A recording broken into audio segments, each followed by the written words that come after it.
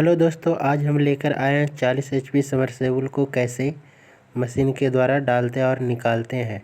यहाँ पे मशीन का यूज इसलिए किया गया है क्योंकि ये बहुत वजनी है और इस बोरवेल का गहराई 1000 फीट है। इस मोटर को जब मैंने चेक किया तो फॉल्ट बता रहा था, तो मैंने निकालने के लिए बोला। तो ये देखिए दोस्तों किस तरह से निकल रहा है।